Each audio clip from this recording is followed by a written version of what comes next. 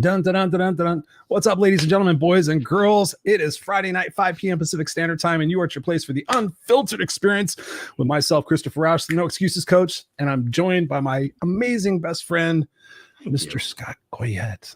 Thank you, Christopher. What's going on, beautiful? Welcome back to the United States, fucker. You're out there living the dream. How was that? You know what's funny? I came back and I was like, wow, I really didn't have any stress when I was out there. And you can say, all right, well, there's nothing to do.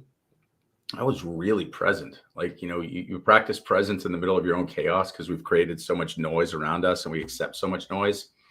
But I was just walking into places, you know, like, first of all, you don't know the language, so you're trying to communicate with people. I mean, it was nice. It was 2 weeks of me really enjoying everything I did, whether it was food, learning something about a culture, connecting with a person, listening to their views on the world. It was beautiful. Like, there was no downside. No downside. It was great.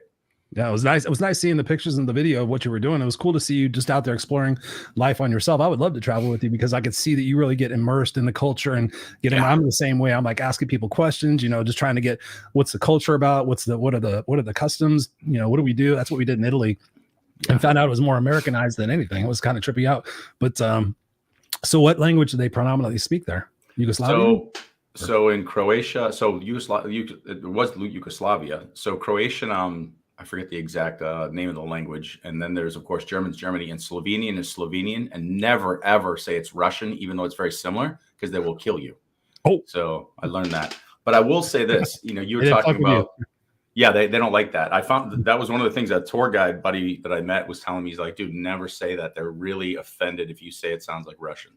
And everybody who listens to it goes, oh, it sounds like Russian. Don't do it. But the two things that I thought were incredibly cool, and you guys would have seen this if you're following the World Cup, is Slovenia and Croatia are super small countries, but everybody is very, very competitive. And it's interesting because one of the things we were discussing maybe to talk about on the show is the competition, you know, against others and myself. Every one of the people there, just when you talk about sports, you talk about, you know, like life, family, they just want to be the best because they want to be the best. And when you take a small population of people who want to be the best just because they know they can be, you've got World Cup soccer teams with such a small amount of people there. And Slovenia is always one of the top in skiing in the Olympics. And it's all because these people learn from day one. Why wouldn't I share my brilliance? Why wouldn't I be the best I can be? And it's all about just that. And it was beautiful to connect with these people because I really felt like there was a very natural, I was like, I could live here and be very content with you people. So, it looked like you just blended in. Like you just tell it wasn't uncomfortable or awkward for you, you know, just like part of the normal day. Yeah, absolutely. It was cool. And everybody's tall. A lot of tall people. Oh, so you didn't look out of place? I'm still actually taller than I realize. Like most people, they're like 6 feet, 6'1", so I'm still taller. But there's a few people that were pretty damn tall. There were a couple 6'8" dudes wandering around, like more than you'd think. Oh, that's funny. That's funny. I can't remember who it was. Somebody last week, I think it might have been Walt, said, hey, because I've never met him in person. He goes, you said you're like 6'1", right? And I said, yeah, I think I'm 6'1". I used to be 6'2". I think I'm 6'1". I'm kind of shrunk a little bit. He goes, how fucking tall is Scott? Because you had posted that picture. You're like, you look like a little kid compared to Scott. And I said, I fucking felt like a little kid. I said, normally I'm the, you know, kind of the biggest dude, usually tallest, 6'1", 6'2". And I said, no. I was like, hey, Scott, grab that branch up there. No, he was just funny. He was like, you look small. And I'm like, he's a tall dude. I just keep eating and eating and eating. So yeah, that's what makes you great at basketball and changing light bulbs. There you go. I can do it. We got Robert Broker in the house. What's up? He says, believe in yourself. Greetings, Christopher and Scott. Greetings, Mr. Robert. Thank you for being here. We got Glenda Wright in the house. What's up, Glenda? Good to have you back here with us. We haven't seen you in a while. We really appreciate you guys being here. Well, ladies and gentlemen, we're just going to get straight into it because we have an amazing show for you tonight. It's always cool when you get to have people that are similar in your nature and what it is that you do and what it is that you try to attempt to do in the world to try to make the world a better place, try to uncover what people are all about and try to get to the root of situations. And tonight we have an amazing show tonight because we have fellow podcasters, if you will, fellow show host, if you will, here tonight. And we're going to be talking about all things life, mindset, and what it is that we could do to help make this world just a little bit better place here during the holidays. So please welcome Miss Lynn Serrano and Mr. Brian Kelm. What's up? Welcome to the Unfiltered experience, guys. How are you doing? Good. Thanks for having us. Well, thank you for being here. Lynn and Brian, ladies and gentlemen, in case you don't know, and I know a lot of you guys are all in this close-knit community of supporting one another, Lynn and Brian have a show called Real Raw and Loud. No, real raw.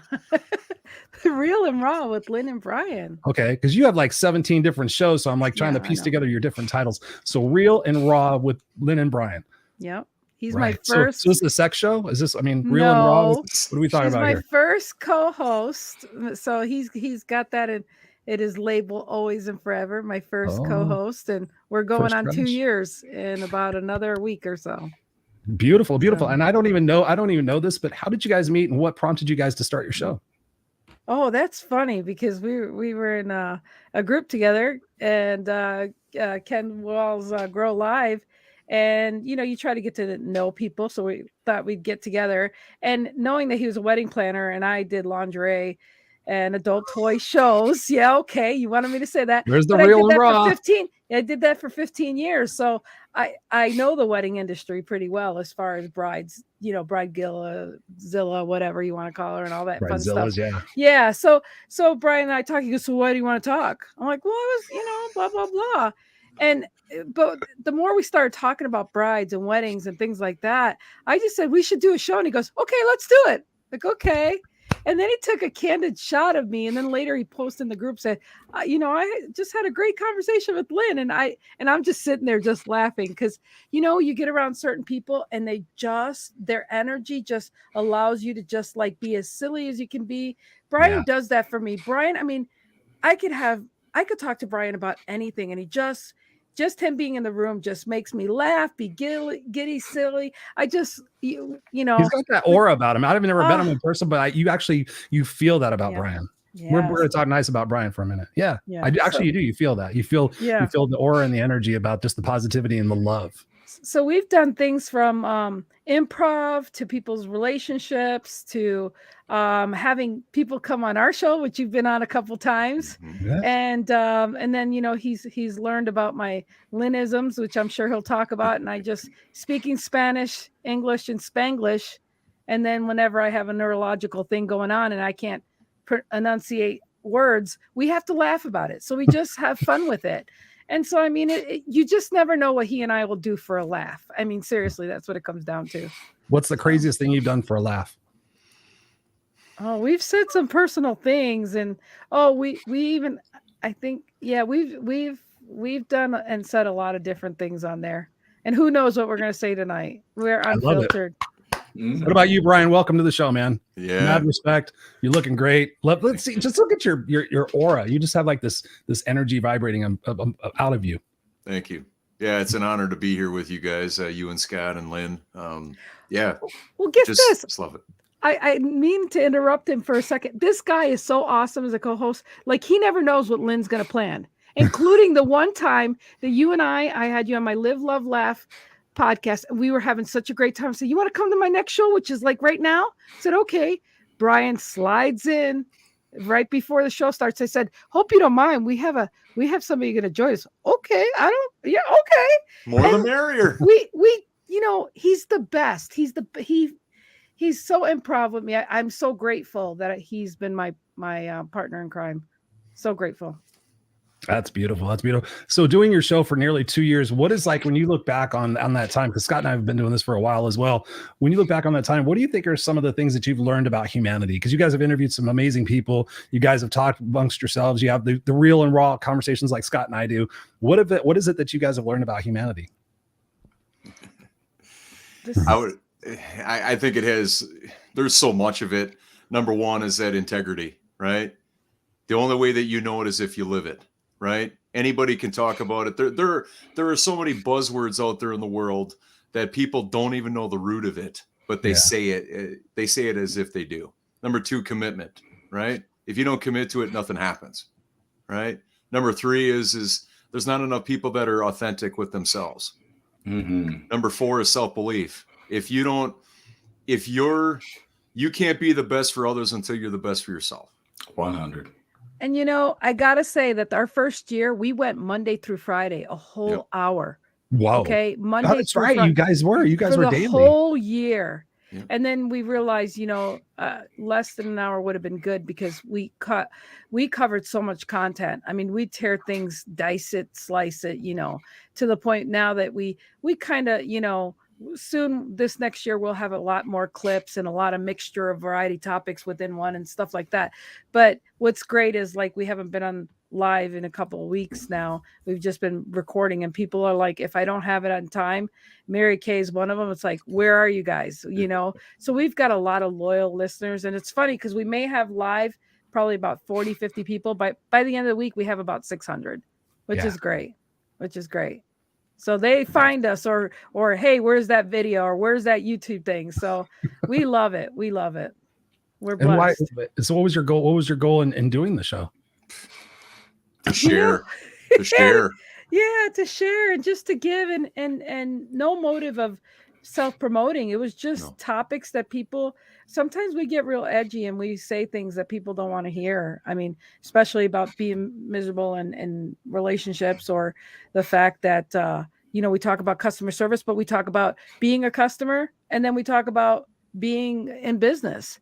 We talk about things from one perspective to another, from people that have been, he's never been married. But I've covered it. I've been married 3 times for both of us. So I got that part covered, but we're vulnerable about some, failures in relationships. And I mean, we just put ourselves out there for the sake of not picking on anybody, but being an example for, hey, and I went ahead and published the book last year because I said I should write a book, and I did. And I put, I kept myself to that word, and it's just, we're having a great time. Hey, Debbie. Hey, Debbie. Hey, Debbie. And I think our hearts can be at rest knowing that we can go to bed sleeping at night, that we are our authentic self, free of how we're viewed by others.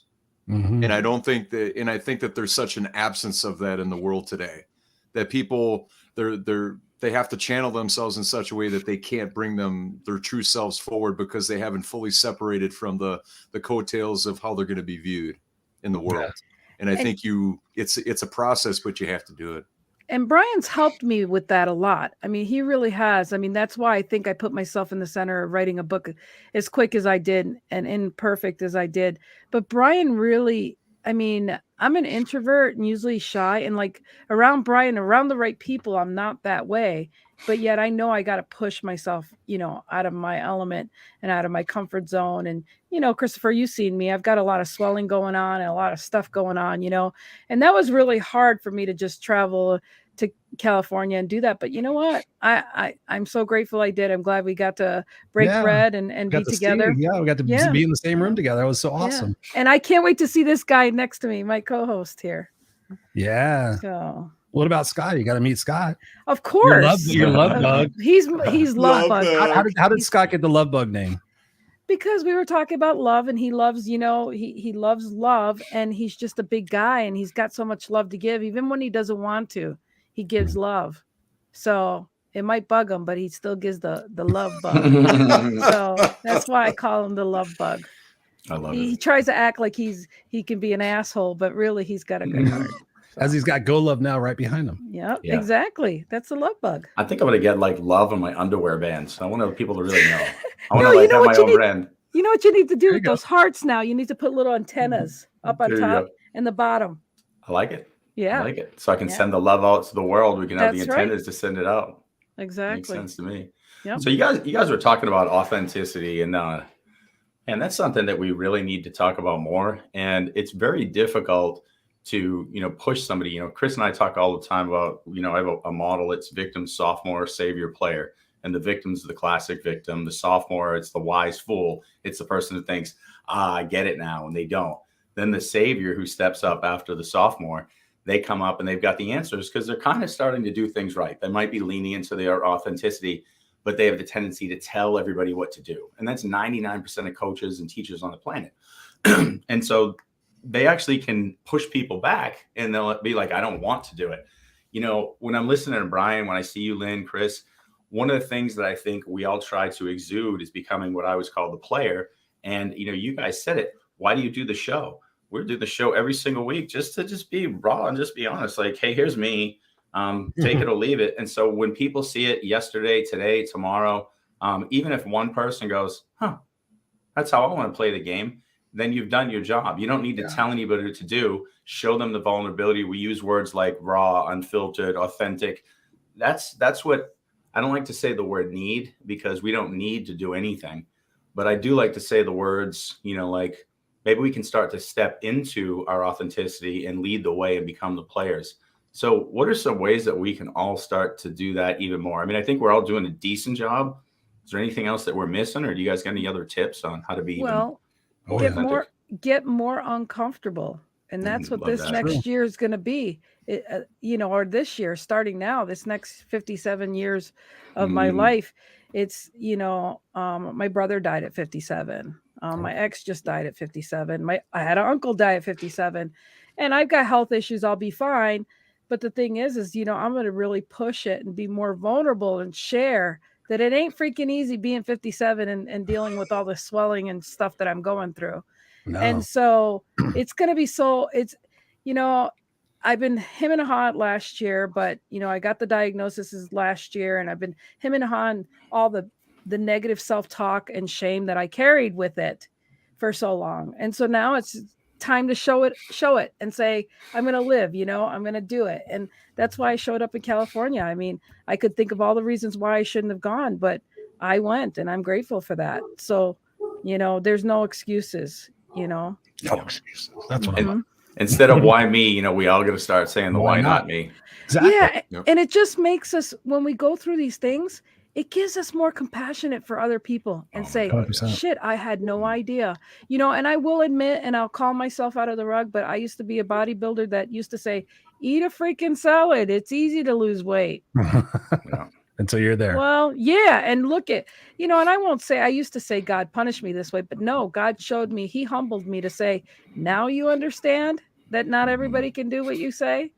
And I've coached people for many things, and I choose not to coach because if I can't lead by example, that's bullshit. Anybody can take a course and be certified to be a coach. Oh. But if you do not feel or felt what somebody's going through, how are you really helping them?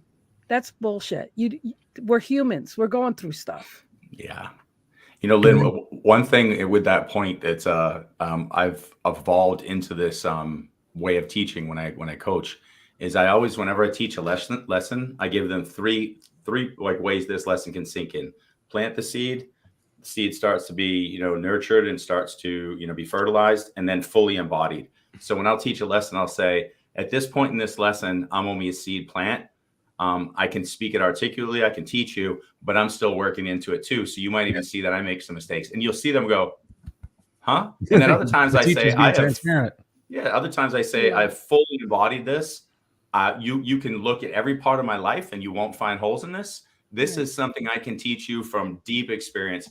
And other things are just somebody taught me something, or I read a book, or I say, hey, this has value. I see how this works.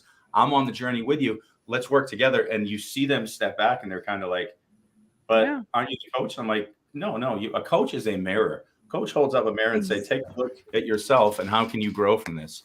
And so I've watched, some of my more recent, clients exponentially get even better just because of those little tips. So if somebody's listening and you're not doing that and you're a coach, go do it.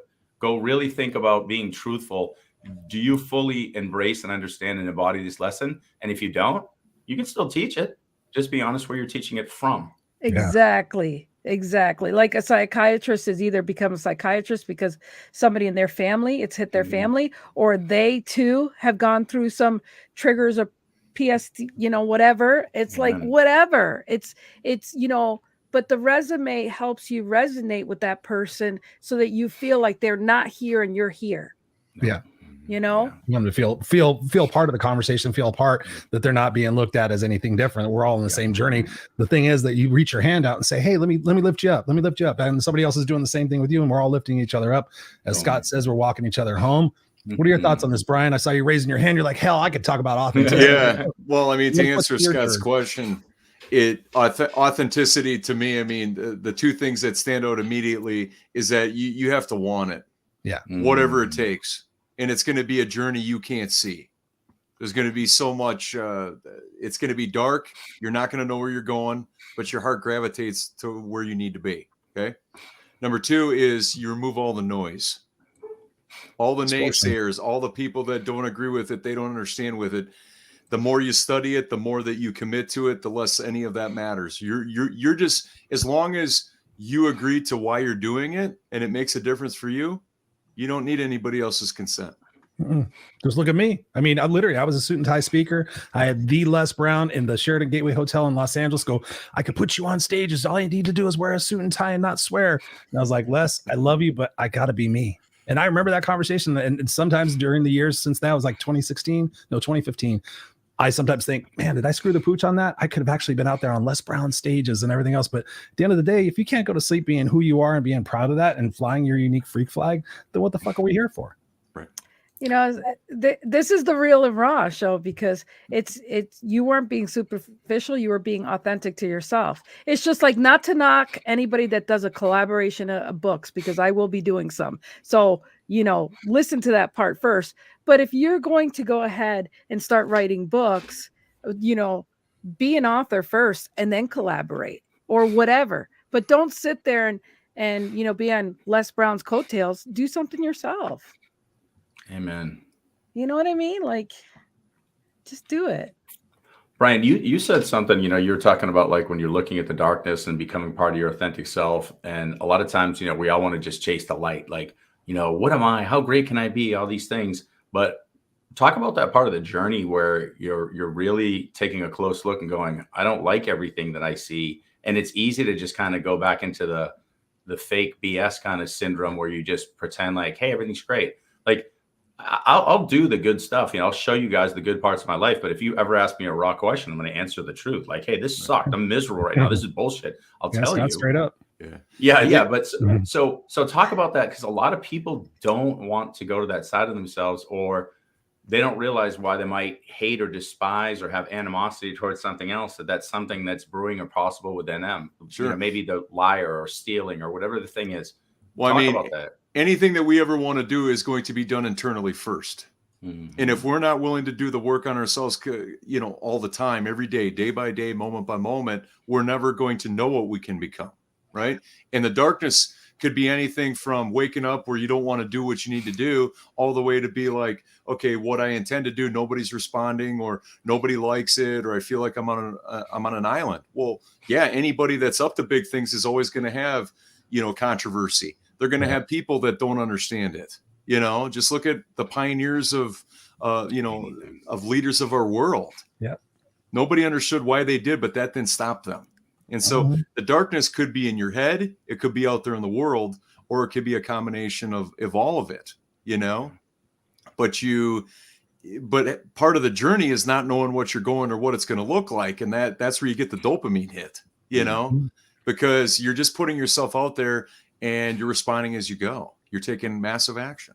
So where does somebody find the strength? And I'm asking, I want to hear you guys say this, because I know people walk through this in their mind all the time. You know, they're sitting here saying, I want to do the inner work. I'll listen to a few of your shows. I'll do a little bit, but I don't know if I want to do the coaching program. I don't know if I want to do this. Maybe next year. I'm thinking about it because they're scared shitless of this stuff. Mm-hmm. So how do people find the strength to take that step and take ownership to say, this is not a way or the way, it's the only way. The only way to truly grow is to do the inner work. Wherever you choose to do it, it's the only way. Lynn, what do you got? You got something good I can tell. Listen, we can be, our biggest prison is in our mind. Okay. And the bottom line is I have clinical depression and I don't freaking talk about it. Why? Because I don't live there. I choose not to live there. I'm not knocking everybody that talks about that for them, with them. But my experience with it, you know, when you keep putting your labels out there, you're not growing or getting better from sticking to that story. Okay. I do bring it up for different factors or stories or whatever, but that's not where that's not where I reside. Matter of fact, the book I wrote, I dumped a lot of shit in there and I just left it. But, you know, when you realize, and when you start taking neuro-linguistic programming and stuff, you realize that, you know, those are illusions. Those are in the past. Those things can't hurt you.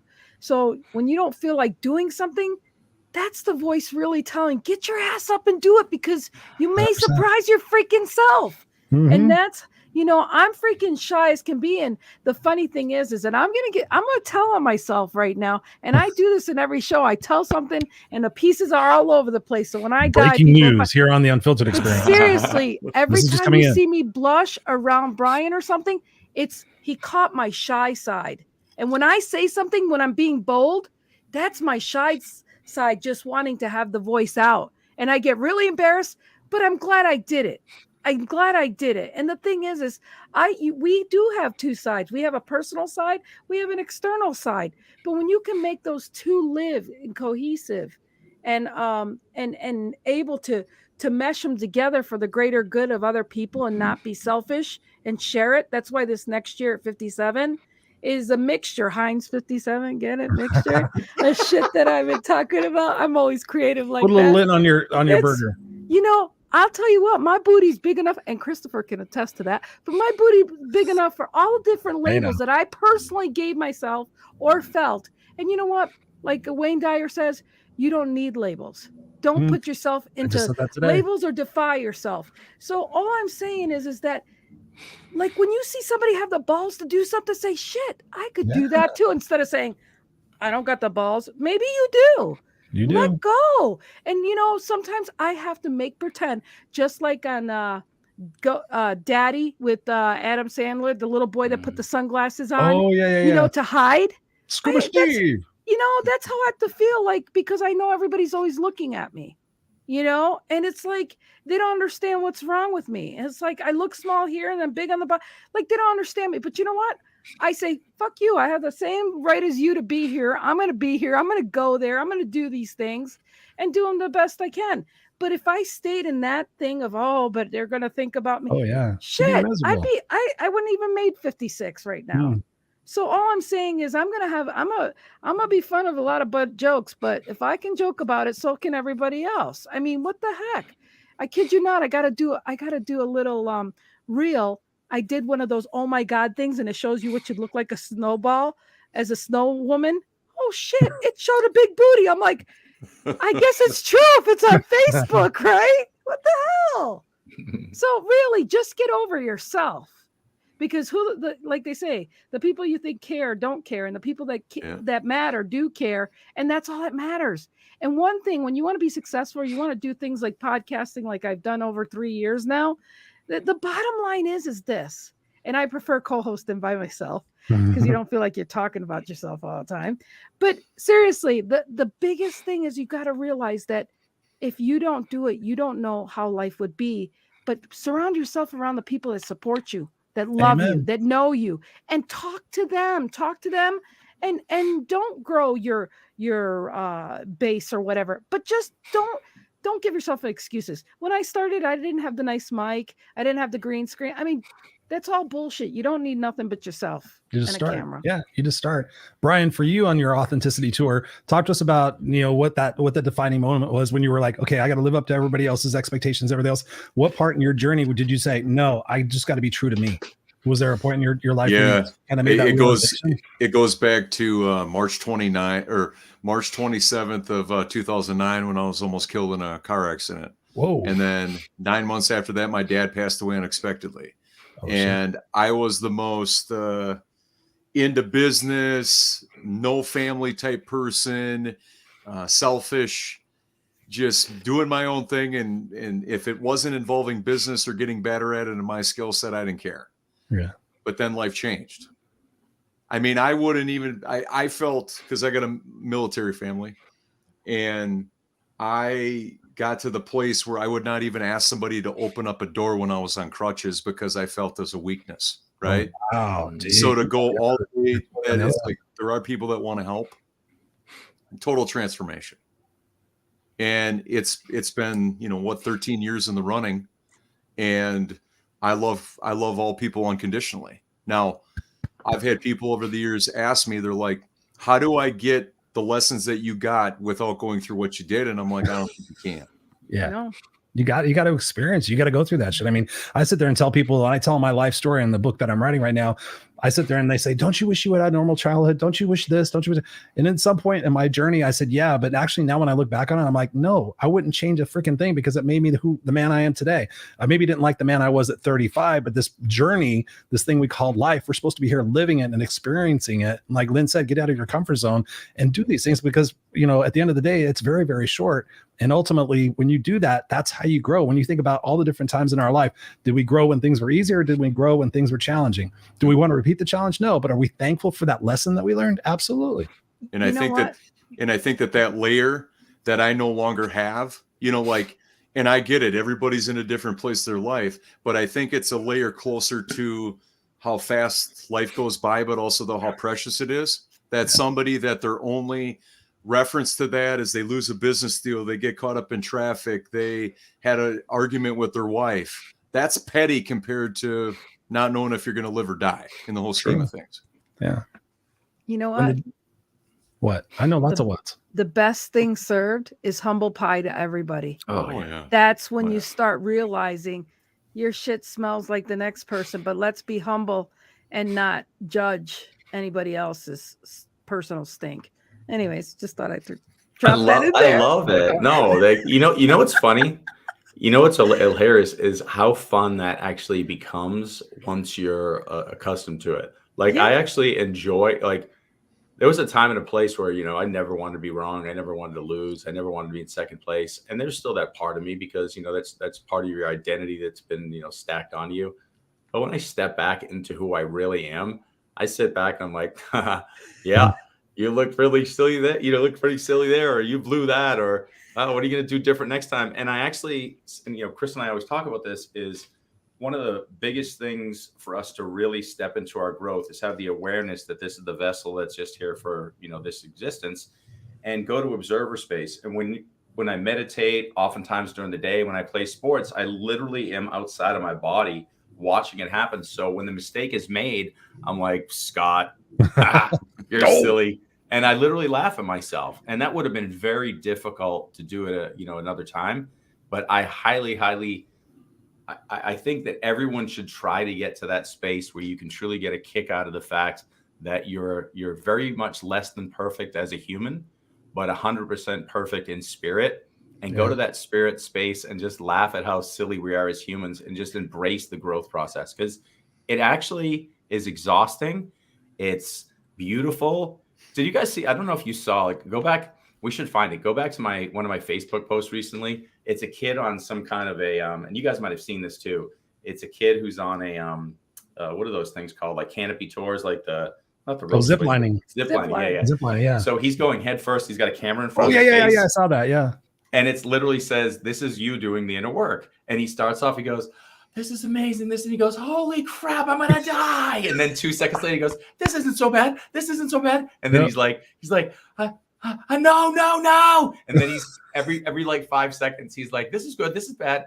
And listen, that's exactly what the inner work looks like. It's in 1 minute, you're sitting here going, I think I might have it all figured out. And then you're like, holy shit, I was stupid to believe that. And that's the beauty. The beauty is this dynamic thing we call life is going to give us challenge after challenge, opportunity, and you can embrace it, or you can have this illusion this is a static existence and just hold on to something for dear life, but then you never move. And this is a very dynamic growth opportunity for us. That's why we're here. And once we accept that and embrace that and realize everything we perceive to be bad is nothing more than creating space for something else to come that's even a better challenge, a better opportunity, something that's really going to help us grow. And that's really hard to not see until it's hindsight. Yep. And I to Brian's point, can I learn this without going through it? I like to say this. Most times, no. Most learning has to be experiential. But every once in a while, I do hear somebody, I'm like, I'm going to go that way around the giant puddle with the shark in it because I know there's a shark in it.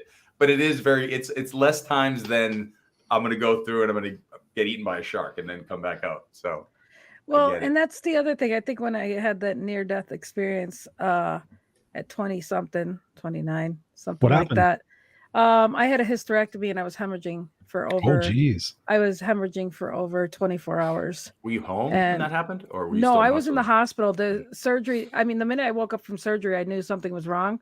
But they had me walking. They had whatever. By the next day, here they're trying to pick me up, and I passed out, and they had to do the bolus and bring me over. And then it was April Fool's Day that I was hemorrhaging, and it was awful because there was no operating rooms, so we had to wait, and they couldn't give me nothing for pain, and they had to do the bolus, and that was cold, and it was, they all looked petrified to me. But anyways, what I was going to say is there's a thing about when you go through anything, you want to save everybody, right? I mean, I love God. God's in my heart. You want to help everybody, but you're robbing everyone that's not ready to have their own experience. 100%. But yet I was that's all I want to do. I want to save everybody. I want to save everybody. Oh, I get it. That's That's a part of our evolution. We all go to that space.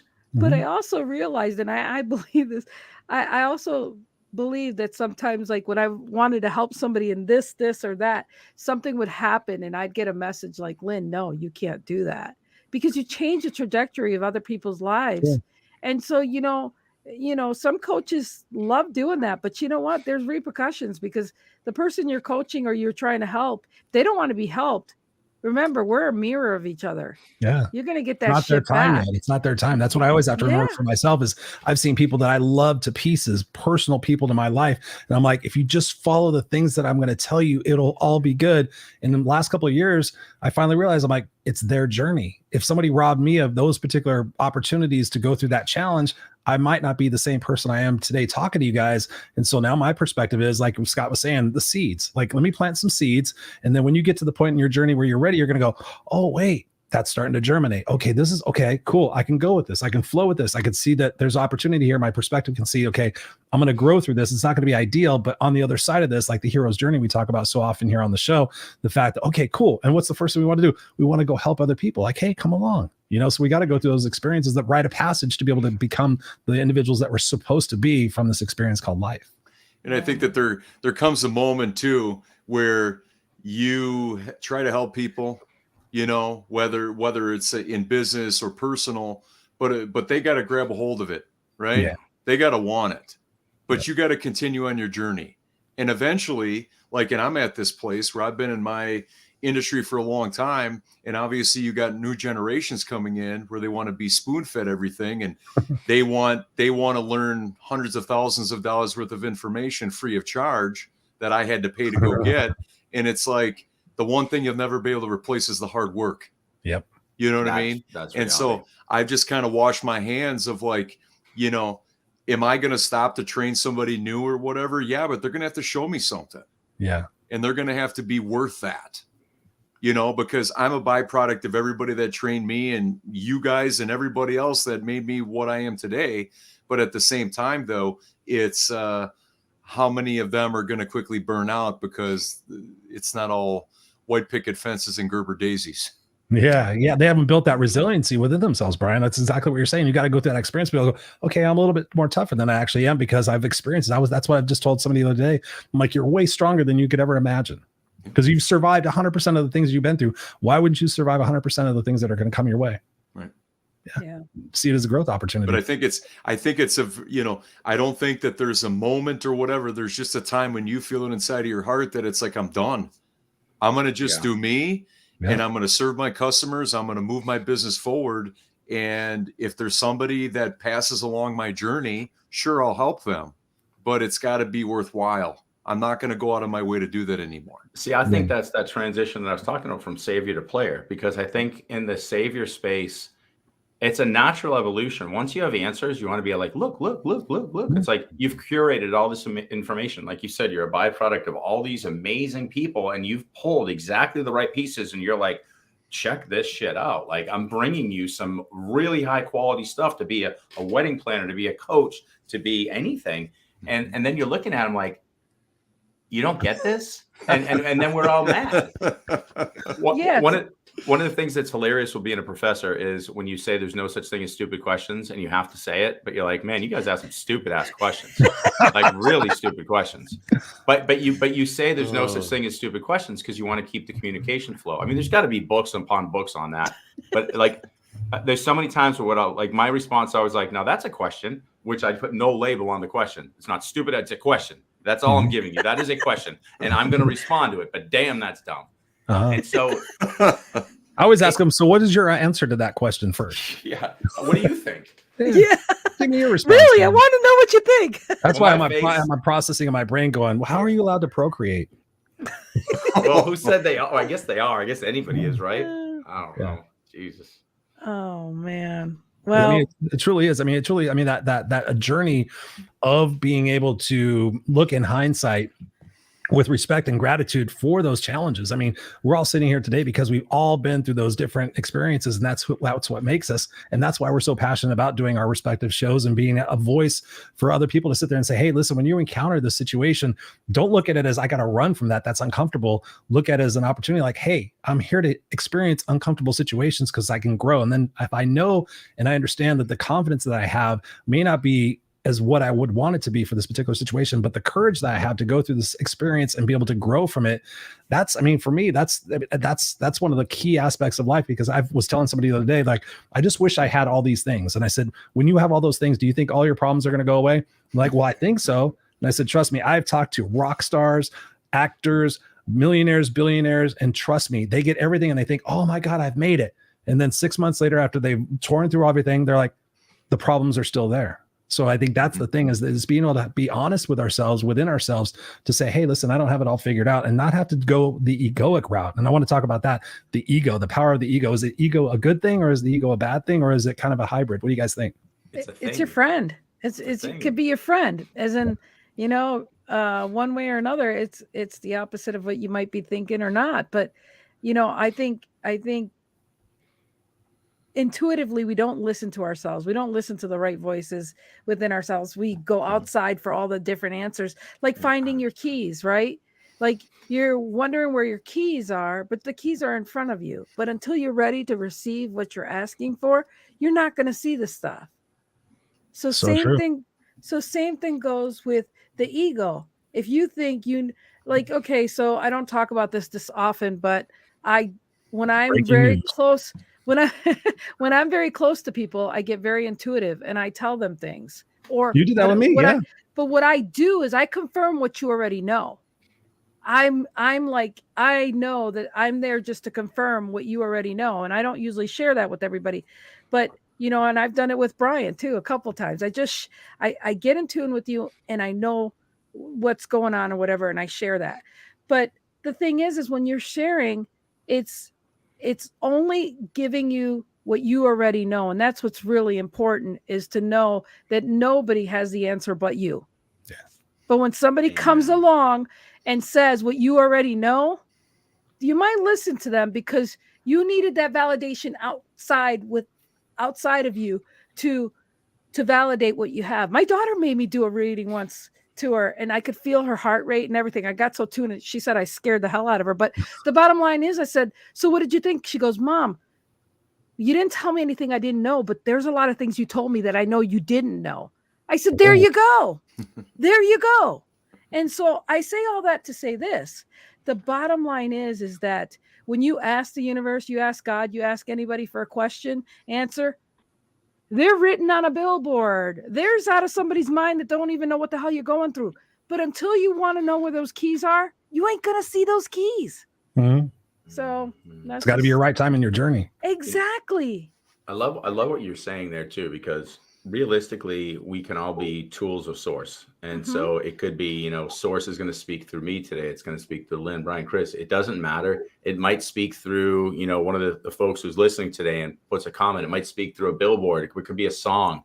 And I think what we do, and when I say we, I mean collectively, many of us, not, to totally generalize, is we look to like what we think God is. And we're like, literally all the answers that we're looking for are being thrown around us. And like you said, Lynn, we also know it. We're looking for validation and we're like, God, help me. And there's a billboard going by going, all you need to do is this. You're like, God.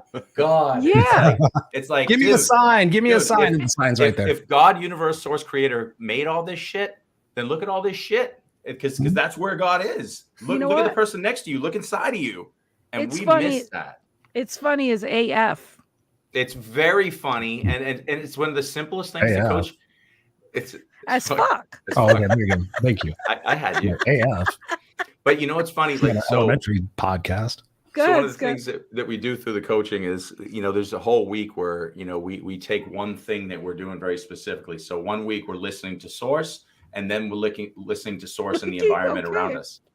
So as we're doing it, people will be like, you won't believe it. I heard a song and it said exactly what I needed. I was looking at the sign and I'm like, all I'm asking people to do is just look around. Be aware. And listen. And they're like, holy shit. Like all these crazy things happen. I go, that's been happening every week since the day you were born and you had your head down.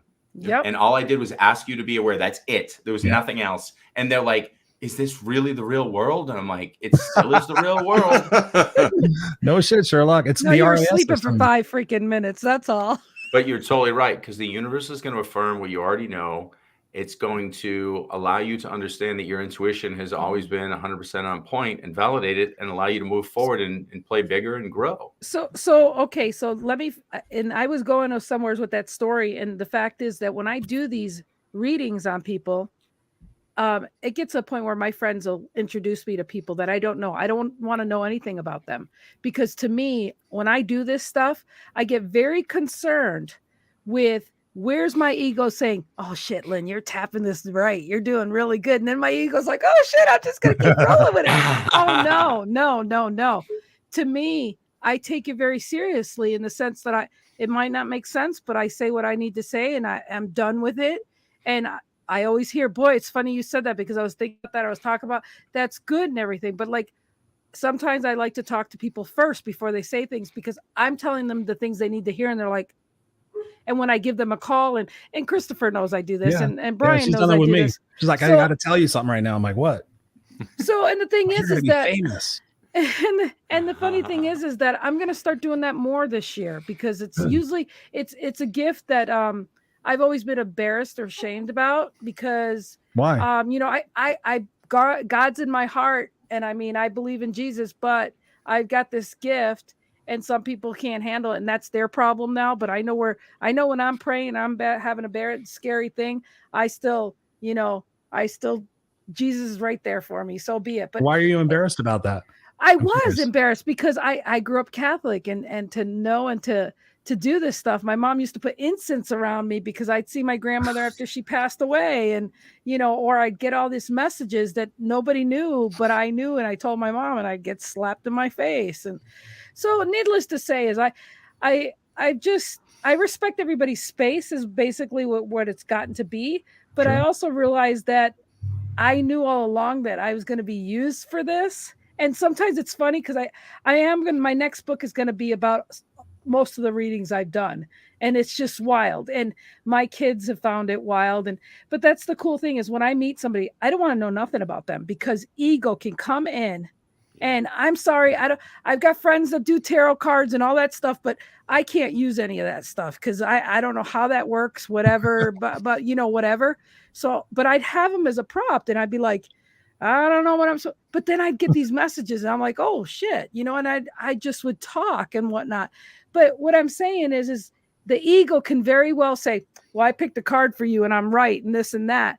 And so the ego can be something that, and it's really bothered me in the industry where people have taken a lot of people's money for the way they've helped them. And I'm not that kind of person. Wow. And I think that's the other thing, I like to help people. So I've had to deal with the fact that if people want to donate, that's fine and whatnot. But I didn't want to do that as a source of making money, because I can be right on the money. And that's another show for another time. But ego, I'm just saying that when people are good at what they do and all of a sudden they know they're that good, but they lose the humbleness and the blessing that they're given to the gifts that they're given, it's sad when you put a lot of those people together and you just see the egos, and you see it in Clubhouse a lot. That's all I gotta say. And like just so you know, everything you're saying is resonating so hard right now with me, because one of the things of being a coach is I always beat myself up because I'm like, well, why am I telling them,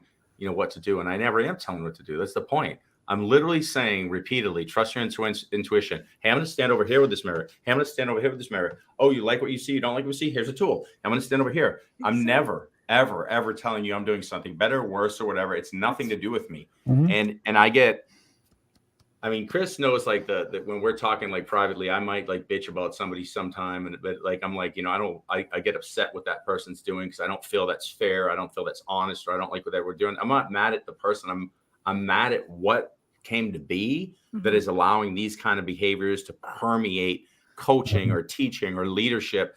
And then I ask a question: how can I be part of the solution instead of the problem? I'm not just like, why are they doing that? But there's people that I'm like, it just bothers me. Well, because I want the best for people. What do you think about that, Brian? That's why I call you the love bug, because you do have a heart of gold and you are passionate about it.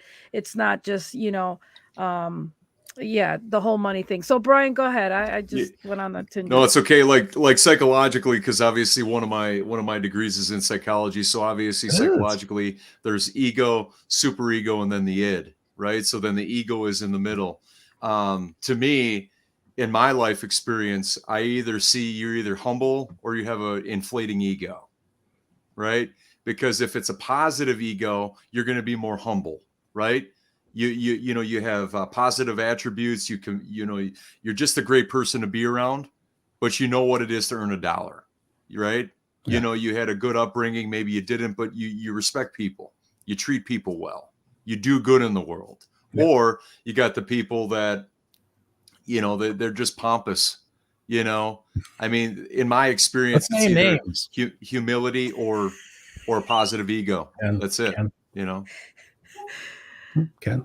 Well, I'm not going to name names, but there are a lot of people that don't come on my podcast. That's all I'm going to say. Just make me laugh. Dude, there's so many of them. And again, I didn't hear anything. I said, I'm not going to mention no names, but there's a lot of them that are not on my podcasts. So that's all I got to say.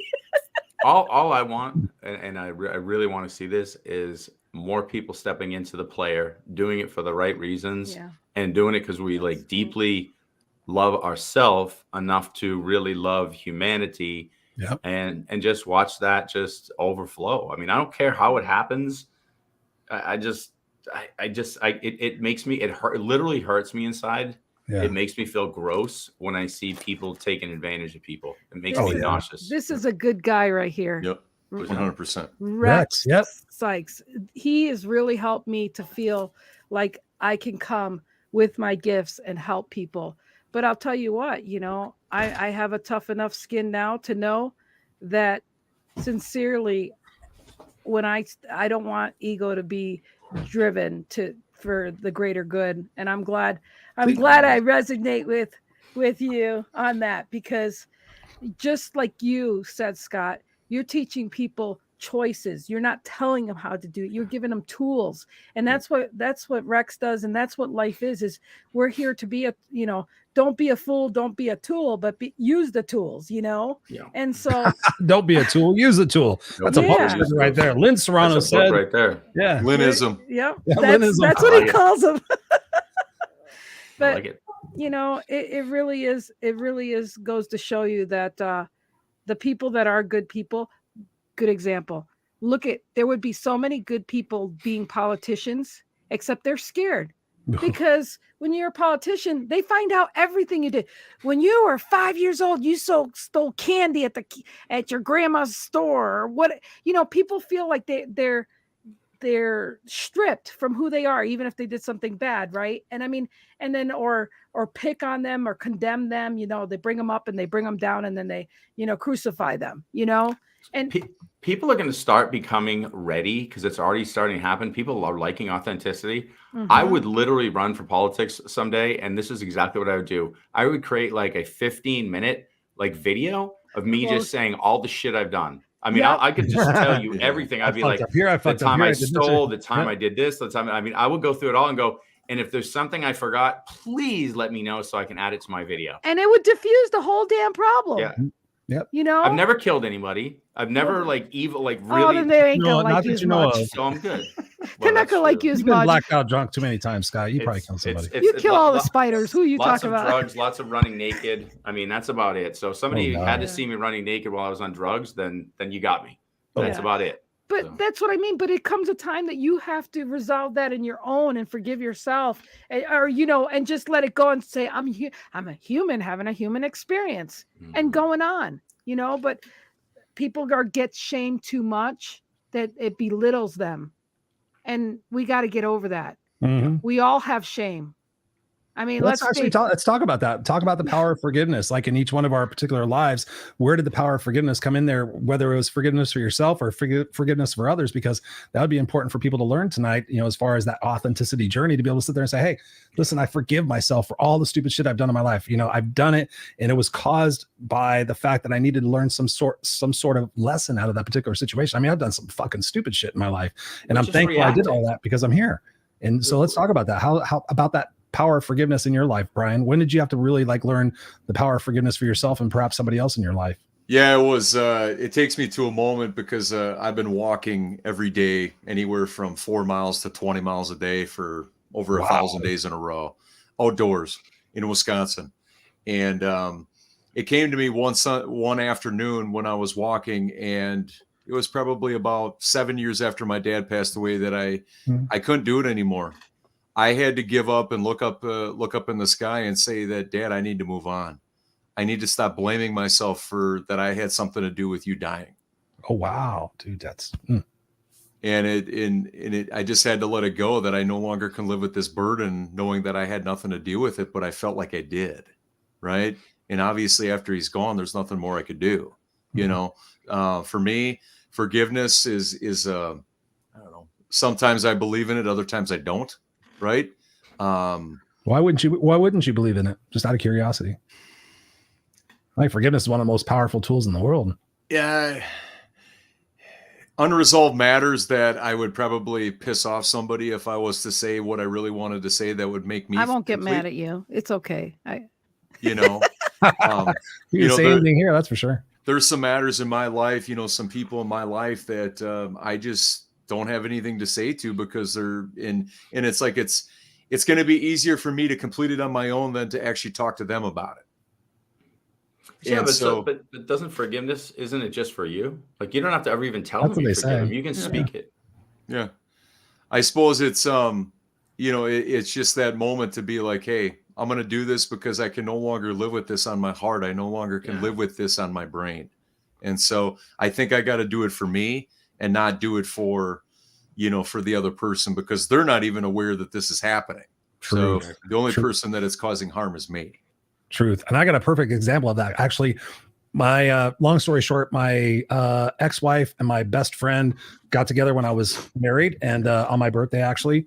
And I was able to put aside the fact that happened and understand that I was a part of the problem, actually not part of the solution. I don't condone what happened. I was busy and I was doing all these different things and everything. And ultimately, I didn't kill the guy. I called him at work and I said, hey, listen, I just found out, what happened. I got my wife to tell me. And I said, if you come over to my house, I promise I won't kill you. And he came over to my house and I said, I'm not going to hurt you. I want to understand what was going on. And then ultimately I forgave both of them. I'm like, you know what? I have a part to play in this. I was going to school. I was going to work. I was all involved in my personal growth and everything else. And you guys were here waiting for me to come home. You're my best friend. You're my wife, blah, blah, blah. I can kind of get it. I can kind of understand it. And I forgave him. Fast forward another 15 years. My ex-wife, who I'm still dear friends with, says, can Rick talk to you? This is 15 years later, at least. And I said, sure. I said, and actually I was doing some sort of conference in Anaheim or something like that. I said, I'm actually going to be down in Anaheim. We can meet. So we met at this bar. I hadn't seen the guy in a long fucking time. Looked terrible. He's not going to watch the show. It's okay. And we're sitting at this bar and he's like, and we're making pleasantries and we were best friends. Like we went to the clubs together. We worked out together. We were like thick as thieves. And he goes, I know you want to punch me. He's sitting there he goes, I know you want to kick my ass, Chris. And I'm like, dude, I don't understand what you're saying. He carried that guilt all his life. And I'm like, dude, my life turned out great. I'm married to it was before I got married. I said, I have a great girlfriend. I said, my life's all awesome. You're with Tammy. it is what it is, dude. He's like, no, I know you want to kill me. And he carried that guilt in his entire life. And I said, dude, I have no animosity towards you. It all worked out as it was supposed to. But here I was living off my life, and he was sitting there feeling horrible about it. And he couldn't even get past the fact that I said, do you want me to punch you? I said, I have no ill will towards you, dude. I feel sorry for you. I feel bad. My life's turned out amazing, and I have no disrespect to him. He's a couple of years older than me. He's like on 18 medications. And I just, I knew back at that time that if I would have done something, that would have changed the whole trajectory of my life. I could have hurt him, and I threatened to blow up his car and everything, but I let karma do its deal. And I never wished anything bad on either one of them, and their lives have turned out respectively well. They're together now and they're happy. And I compliment them on their posts and everything. I'm glad you guys are happy and It all worked out perfectly, but he sat there and carried that guilt for so long. It's pretty incredible what we can do to ourselves in that self-sabotaging space. Right. Well, I love the fact that you're talking about that, because at the end of the day, forgiveness is not for the other person, but for ourselves. And I sat there and I said, I was a part of this situation, and now and I told him, I said, Rick, I forgive you. And the look on his face, it was like he was going to cry. And that's all he needed to hear. That was it. 15 years. Rick, I forgive you. Brian, there's something I'll share with you too, that one of the things that I teach, because I'm with you. There's things I'm like, I can't forgive that person. That person's the devil. They suck. Like I can't even though it's for me, I'm like, but I still want to kill him. Like I can't get past that. And so there's a simple technique. It's awareness, commitment, and tell. And the tell part for me has like the real strength. So the awareness is, what am I forgiving? Like, do I even know what it is I'm forgiving? So that's usually easy to get through. The commitment to say, I'm going to process this. I'm going to go through the emotions associated. Am I still angry? Am I sad? Is there some guilt? Is there some shame? Bring that up and process it. But the telling piece, and you'll remember this, Chris. Remember Vic Fazell? Oh, yeah. Yep.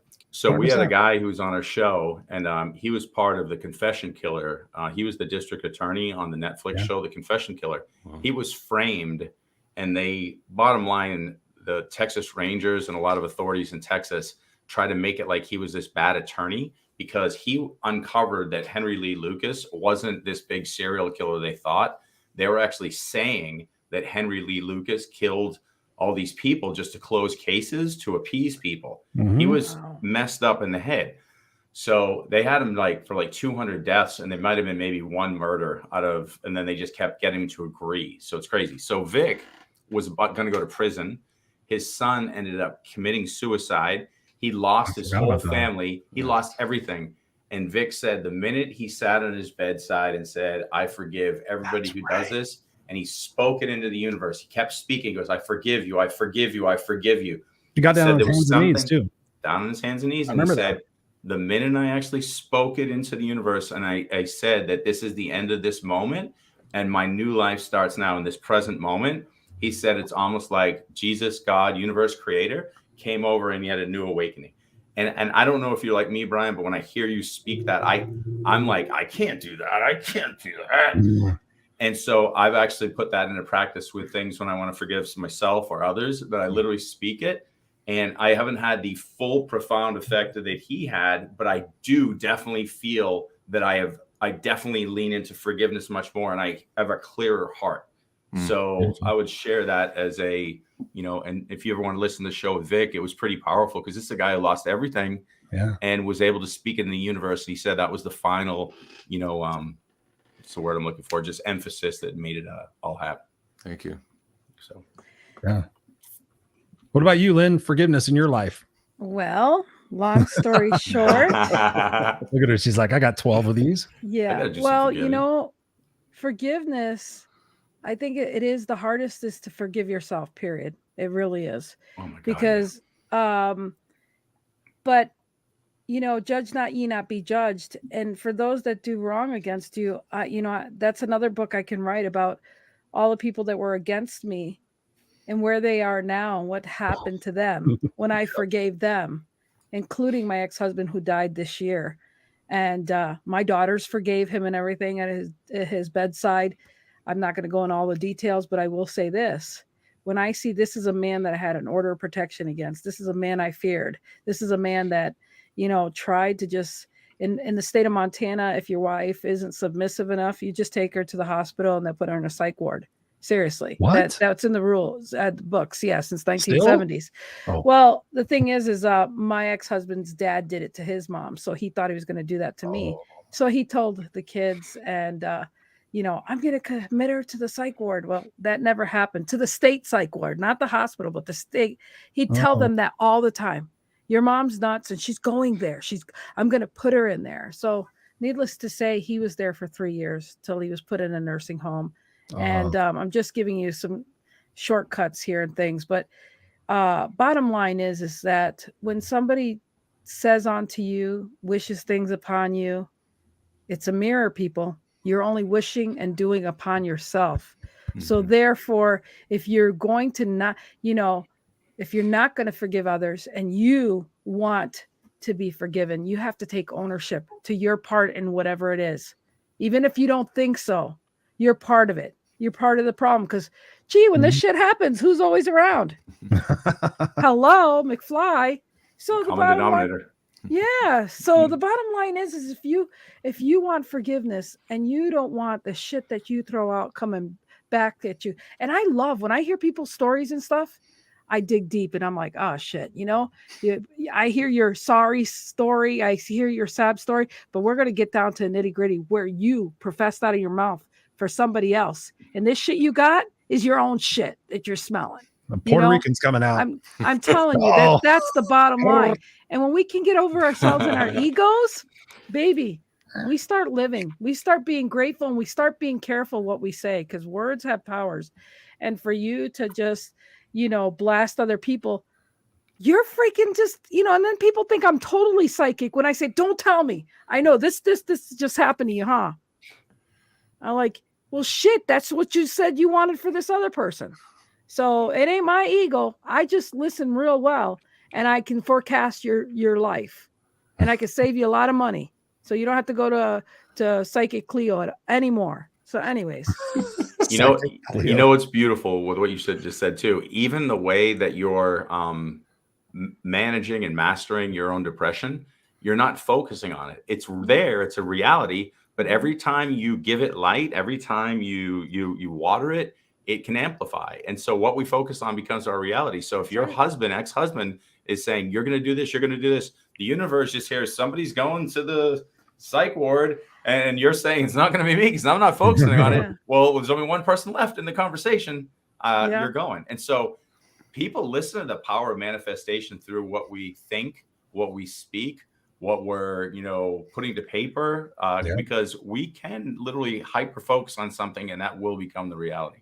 Yeah. And I mean, I'll give you another thing real quick. I mean, my daughter graduated out of high school, 19 years old, almost turning 20, and she was pregnant.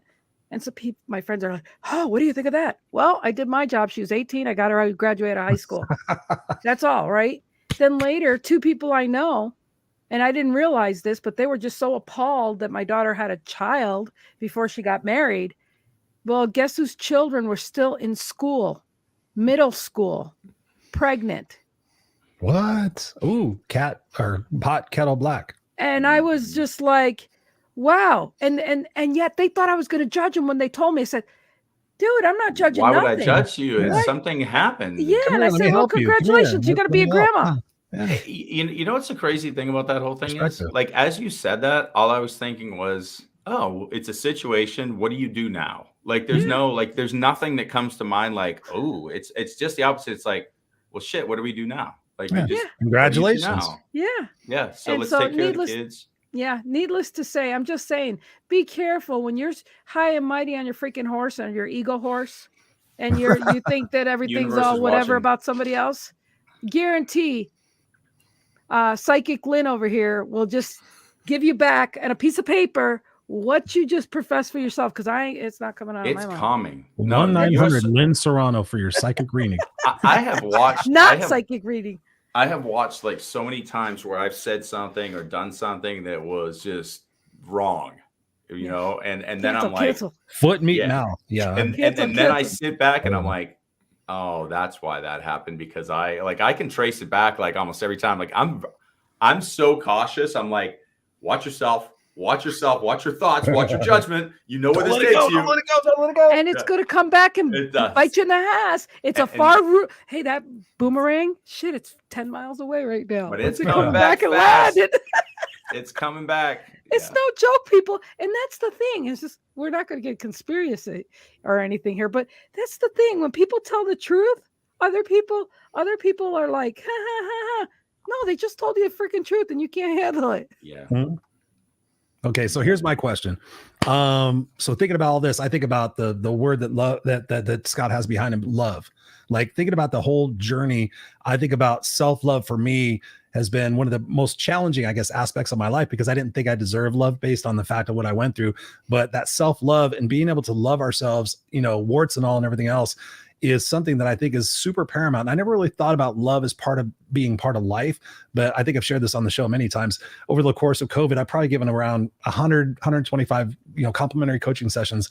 And then probably about the 15th one, I heard this whisper saying, ask this person, do you love yourself? Yes or no? And then my brain, I was like, that's a stupid fucking question. And so I said, hey, I'm going to ask you this question. I want you to answer it as fast as possible. Don't even think about it. Do you love yourself? Yes or no? And as I started asking this question, I started finding that people really struggle with loving themselves. So you think about the core foundation. We talk a lot about the foundation of what it is that you need to build your house upon. That foundation of self-love is so paramount. Let's talk about that. How can we get more connected with ourselves and be able to, we talked about forgiveness, but that authentic, real self-love for ourselves, warts, mistakes, everything at all. How do we get back to that state of self-love? What do you guys think? This is real quick, and then Brian can go. Everything starts, it's an inside job, right? So if you 100%. love and forgive yourself for fucking up things, then you can go forward. And when you go forward, then it's better because you did the hard work. And it is the hardest work, is forgiving yourself and admitting and taking ownership to everything. And people don't understand, when you love a relationship enough, I'm going to say, Scott, I love you and I'm really sorry. And you'd be like, well, Lynn, I was the asshole, but no, I'm sorry. I'm sorry we had the fight. I'm sorry, whatever. Sometimes I have certain people say, well, what are you sorry for? You didn't do nothing. Yeah, I'm sorry because I'm standing right here and you're not happy or whatever. But the bottom line is if you can be the one to bring the peace to somebody and tell them something they need to hear, like, I'm sorry. And I'm sorry you feel that way about yourself. Then it's an outside job. Everything else starts getting better. And that gets and I never, as an observer. And yeah. And Eckhart totally helped me a lot with that. So yeah. I'm going to be reading one of his books next. We have a book club and I'm going to be reading one of those books. Power of Now is awesome. Power Now. I gotta read that one too. Yes. Oh, but it's kind of freaky, but you got to listen to him on tape, on Audible, because it's like, yeah. Okay. Brian. I would have to say, how do you harness it? It's a daily journey. I'm still, to this day, I'm still going to therapy for anxiety, depression. Self-love is something I battled with my whole life. I've always been the outcast. I've always been the person that looked at life differently. I was never a conformist, so it's like what all the kids are doing is what I'm going to do. I would question why they're doing it, or why would I want to be friends with just this group when I can be friends with everybody? Yeah. Right. And so self-love for me has kind of drifted from being successful in business to, lack of involvement with family, to beating myself up over things that I might not be ready for, but I'm going to do anyway.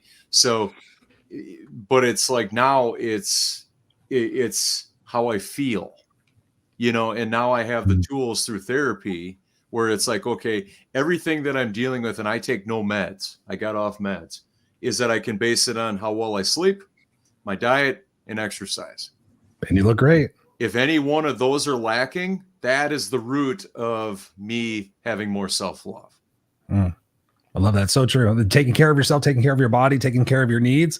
And you've lost a bunch of weight. That's why I was like, I messaged him 6 months ago. I'm like, dude, you look great. What have you been dropping weight, taking care? I mean, that self-love component. Are you hydrating? Are you sleeping? Are you got nutrition? Are you getting outside, getting exercise? Are you taking care of yourself and having a pause moment and like, hey, I'm having a bad day. Can I just do something for myself and be nice to myself?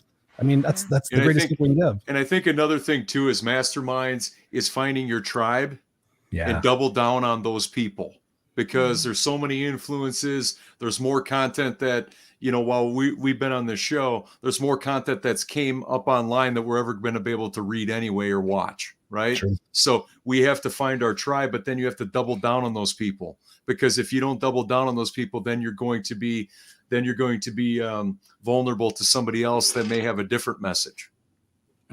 you know, and then that's where the confusion, that's where distractions, that's where all this noise come in. And then that's when your brain doesn't know where to go. Yeah.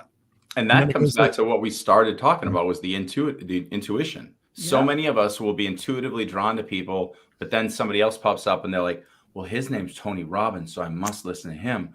His name's blank, blank, blank. You know, I'm not going to go to the ones that are more local that we know, but you start to get these other voices and everyone's like, they must be important because they're in charge of this group or they're, and I'm like, there's nothing that person's saying that needs to be listened to. And I start to, it's like, I definitely have done a lot of work to know who I am. So when I hear somebody who doesn't need to be listened to, it becomes very evident because I hear ding, ding, ding, ding, ding, ding, ding in my soul. And I'm like, no, thank you. And there's nobody here in this group that's of that feeling at all. But there's people who are very closely connected to us. So we all did that. Brian was trying to do it too. Where's that black color? I thought you were going to call me out. Look at he's all shiny and whatnot. No, but you know what I'm saying. You know, yeah, the people who are evident, the people who like you. It's really weird to me.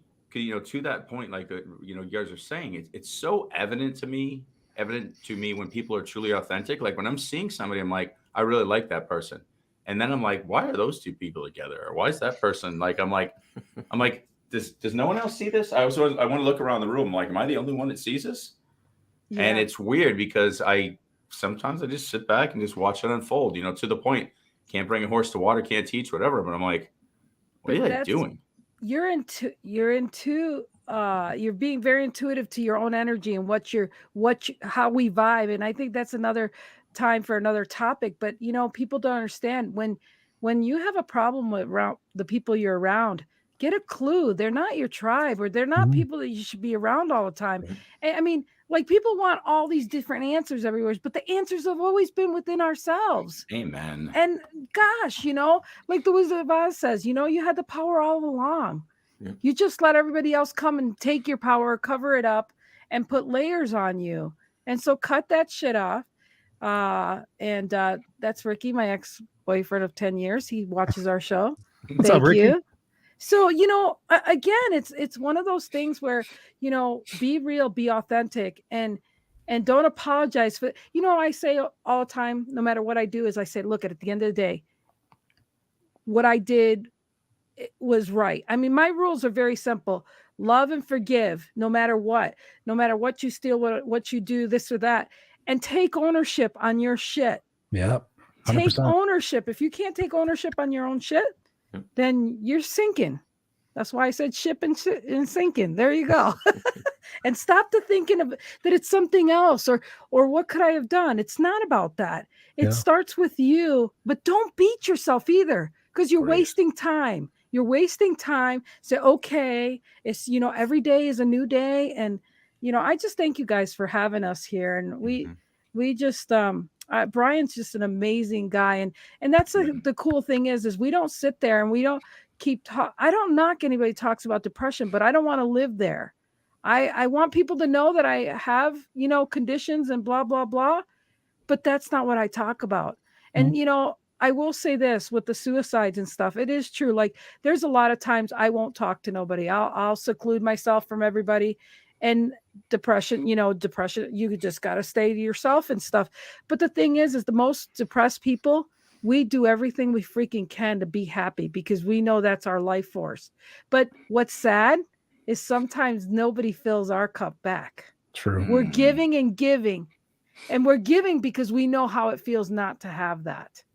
I know when I walk in a room, everybody's looking at my big butt, but you know what? I'm still going to give them love. I'm still going to give them respect. But what's even sad, and why you say, maybe you know that or not, but I've lost 100 pounds and have the same damn people come to me, wow, you look good because your butt looked bad before. And I'm like, well, tell me how you freaking really feel. So, I mean, the studies are real. It's all true, you know? And so what I'm saying is, but you're not defined by the outside. And what I really love is Brian's one of my inner circle. Christopher, you guys are my inner circle. But what people don't seem to understand is that people that don't know me, they're losing out. Yes. And I know that. Not them. You know, I know that. I know what I know my value, but I don't go in a room to sell my value and all the shit I can do, especially in Clubhouse. because everybody goes in there and gives their resume before they give 2 cents worth of value. And I'm not about that, because I love the mystique of being able to have one-on-one conversations with people and value that. I'm about quality, not quantity. And when it needs to, I'm right there for my friends. But people have no idea of all that entails with me, do they, Brian? No. No, serious. And what are they missing out on, Brian? A very him. A very good person with layers of knowledge. Yes. Yeah. I agree. I love surprising him, but I love Brian. I mean, I love to make him smile and happy and appreciate him every day. And I do that sincerely. And he gives me the energy of showing up and being there and being committed to our show. And I love him so much. We've had some times where he's hurt my feelings, and we've talked about that. Yep. But I hold the shit in. And then when I blurt out, oh shit, you hope Lynn doesn't. What are you, Leo? I'm learning. At 57 now, I don't do that. Something's bothering me. I feel safe enough because I don't want to hurt his feelings is what happened. I would hold the shit for so long. And then I'm like, you know what? He hurt me too much. I got to vomit all this stuff out. And that wasn't really fair to him either, because he didn't know until, I told him. But that's my flaws. And I got to take ownership for that. But yeah, he kept coming back. And so I love him even dearly enough to love me enough to put up with that stuff, and that's what I'm saying. Stay around the people that at the campfire that love you regardless. Yes. 100%. 100%. I mean, in the honorable words of a guy that changed my life, Jeffrey Gittimer, sales expert, the king of sales. Yep. The guy literally single-handedly saved my life. I met him several times, been to his place, but he has one of his many quotes, and it is stop focusing on the world and start focusing on your world. Yes. And my girl gets upset at me that I don't even catch the quick news, right? Because like what's happening at large, I'm like, I really don't care, because I don't want that up here. Right. So 100%. It's kind of a delicate balance of like having any idea what's going on in the world, but I'm like, why would I want to do that when I'm just doing my thing? Yep. So I balance that very well as myself. I will flip through the headlines a little bit, but I won't get tangled up in that shit, because I'm like, what am I going to do about it? I mean, I'm going to live my life. That's just a segment of society that they're trying to report to divide us all and create more sales and more mental health and all that other shit. Like, most of the people I meet are awesome. We got to focus on what it is that we can do, focus on our part of the world, and focus on taking our gifts and helping the other parts of the world heal and succeed. I mean, that's what I know I'm here for. That's what I know you guys are here for. And that's why we do our respective shows. It's been amazing, guys. We're going for an hour and 21 minutes. We could go for probably another 7 hours. I know Scott's over there hanging on by a thread. He's still on European time. So some final words and thoughts. I mean, let everybody know where they can get your show. Where can they catch your show at? And we got Rick saying here, he says, you all give such great advice. Thank you, Rick, for being here. Got Mary Kay saying, me too, Brian, almost zero news, 100%. Healthy. Yes. And Rick says up here, you're always there, and your laugh and smile makes everyone's day. How beautiful is that? Thank you, Ricky. Thank you for being here, Ricky. So final words from Mr. Lynn and Miss Lynn, Lynn and Mr. Brian. Mr. Lynn. I was looking Miss at Brian. you. I was looking at you saying her name. That was funny. So Mr. Brian and Miss Lynn, some final words and some thoughts that we could send people off with this conversation, and where can they get a hold of your show? You can Google Lynn Serrano and Brian Kelm, and we'll come up just like that. And there's a lot of shows that are spinning off from the different shows I do, but I want to thank you guys, because you are my love bug, Scott. And the cool thing is you really know true love among my little brother, who I love. I love him dearly. We didn't really get to do one-on-one speaking when we saw each other, but the bottom line is when you love people, you love them. I mean, it's unconditional love that I love to give. I love giving unconditional love to Brian, and I just have to say, I love you. And nothing covers the world better than love. It does. And I mean, all I got to say is you got to tune into Christopher and Scott's shows every week. They pour into so much value. They're genuine guys. I mean, I'll vouch for these two guys. They're raw and real and unfiltered like we are. And we got to start sending people over to their place for them to preach at them. That's all I got to say. You're awesome, Lynn. Thank you. Mr. Brian, final words and thoughts. Yeah, final words and thoughts. There's so many, but just to piggyback off of what Lynn said, thank you guys both so much for allowing us to be on your show, for the trust you've had in us, and just for being in love the you guys. community. We're really grateful, and it's an honor to be here. Who would ever have thought that from us starting a show, all of a sudden we'd be on your show? So it's a true honor. Yeah, thank you. Everything I have is about just you do you. Everything we pretty much repeated here, but it's just you have to live a life on your terms, because the terms at large, they don't got nothing for you. Right there, without even reference. Here, I'll do it too. His book, Rex's book. I haven't read it yet. I've only read like 3 pages, but it's like too many people are playing small in this world. Too many people are being a version of somebody else, that they're never going to be, and it's all flawed. And so the biggest thing that everybody to take on is shut off all the external, what's going on in the world. You do you. You're going to learn more books if you commit to personal development, which all the pioneers of personal development, their books are still referenced to today, and they're hundreds of years old. Yeah. But any new sales book or whatever, that's not going to that may give you more deals, but it's going to be a short-term gain. It's not going to be your long-term gain. Yeah. And self-belief. If you don't believe in yourself, nobody else will. Mm-hmm. Gotta believe. You gotta believe. Where's your band, Lynn? I had to take it off when I took a shower.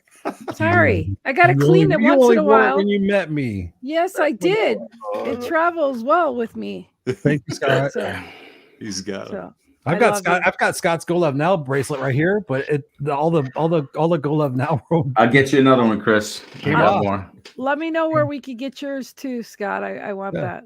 I need to start selling those. I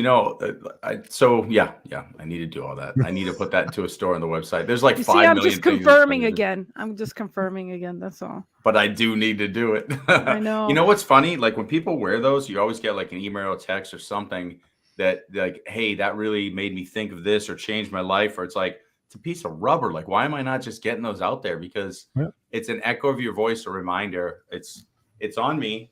I must do it. I apologize. I'm moving forward and I'm going to make it happen. There we go. Well, you guys, thank you for being supporters of me as far as being vulnerable this year. And it's going to be harder because I have to do it because I expect other people to get out of their comfort zone. You can't ask anybody to do something that you're not willing to do. 100%. So I already wrote a book, Mr. Brian.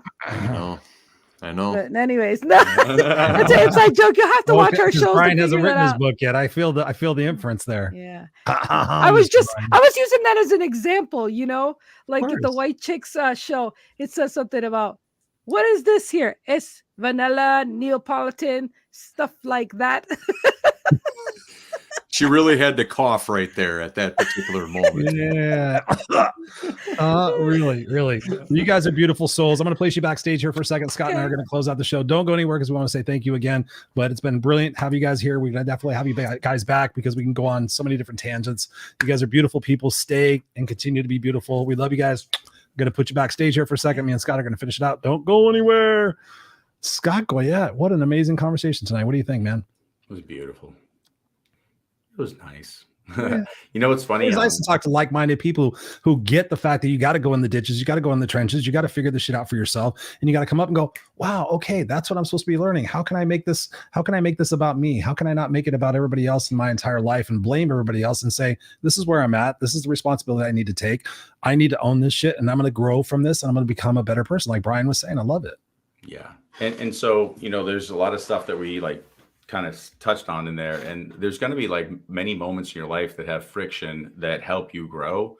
But once you're in that growth mode, one of the most important things we can do is connect. And when we're connecting with people that are like-minded or like vibe or same frequency, which we saw tonight, you could sit here and talk for hours. And it's not because everybody agrees with one another. It's not like, oh, they like what I like or they believe what I believe. It's that we're elevated to a space and we're on that same frequency. And we're very cognizant of the fact that we're upwardly mobile. We're going to continue to grow. We're going to do more. We're going to have more friction. But in this present moment, it's very easy with people who are on that same frequency just to continue to, work together and talk to each other. And that's what you just saw tonight. Mm-hmm. Lynn's point of, she can tell us what we already know. We could probably do that for everybody. We could be going, and you can do this, and you'll feel no ill intent. You'll feel very comfortable. You'll feel warm. And so what I would say to people watching this show right now is see how easy the communication flowed between us and how it felt very like enriching and nice. Natural. You can do the exact same thing. Find those people in your life that you can do that. Make that your tribe. Brian brought up multiple times, make sure you're doubling down on that tribe, because that doubling down is going to help you stabilize for the next friction so you can continue to grow. And that's what I got from today's show. 100%, man. The same thing. I mean, the fact that when you surround yourself by people who are willing to go through those opportunities and have that self-reflection and be able to say, hey, listen, I didn't do that exactly the way I wanted it to, but I learned this lesson. And the fact that we can all be raw, real, and vulnerable and sit there and say, you know what, we fucked up. We've done these things, but here we are today, continuing to learn what it is that we need to learn, but being honest and vulnerable to sit there and say, hey, listen, I don't have everything figured out. However, I'm here to share what it is that I do have it figured out. And if we can all communicate and lift one another up, then we make this world a better place, instead of what the stuff we see in the news saying, okay, those people are wrong and those people are wrong and that's what needs to be done. And like, we need to work on ourselves, because at the end of the day, if we love ourselves and if we're taking care of ourselves and we're on our mission to achieve the goals that we want to achieve, then why are we going to worry about what everybody else is doing? It's because it's a non-point. Like, we're not going to take the shit with us. We're not going to, the person that we're worried about whose judgment is stopping us from doing something, that person's going to die. And that person's dead. Then we're going to be sitting there going, okay, I held back my entire life because I was worried about what my father was going to say. And now he's gone and I'm still thinking about what he's going to say and he's not here anymore. I mean, we have to sit there and have that realization, that wake up call to say, I'm here today. What is it that I need to overcome? What fears do I have that I'm running away from? What short-term gratifications do I need to eliminate in order for me to have that focus and that clarity to face that problem head on without any objection, I guess. Amen. Yeah, we got to do it. All right, my dog is distracting the shit out of me. I want to go out there and you can hear him. He knows you guys are going to Chicago for the Christmas festivities. He's a little upset with you, and it's all going to work out. Yep. Well, we found a new place for him to go, so it all worked out. But to our beautiful people who've been here with us tonight, Robert, Mary Kay, Rick, Debbie was in the house, Teodora was in the house. What an awesome group of people. Mary Kay in the house. Debbie's in the house. What's up? She says, good people right here. Hello, everyone. Thank you for being here. Robert Broker. What's up, brother? Robert and I were supposed to have a conversation today, but he can't tell time. I love you, Robert. Appreciate it. He says, I feel another tangent coming on. We got another tangent. But Robert's doing his stuff too. He's getting out there and he's doing some lives. But we thank each and every one of you guys for being here. As always, go check out theunfilteredexperience.com, theunfilteredexperience.com, whether you're listening to this on the podcast or watching us on the video cast, live or on the replay. We love you guys. Go to theunfilteredexperience.com. Let us know what you want to see, what type of guests you want to see. 2023 is coming, and Scott and I are committed to the show, and we're going to tighten it up a little bit, and we're going to continue to bring you guys value. We appreciate you guys being here. Let us know what you want, and just go out there and share this out if you got value out of it, because we know you got value out of it. And we'll see you here next Friday night with another particular show, 5 p.m. Pacific Standard Time. We love you guys. Go be brilliant. I love you, Scott. I appreciate you, brother. All the best to you. And we will see you guys here next week on The Unfiltered Experience.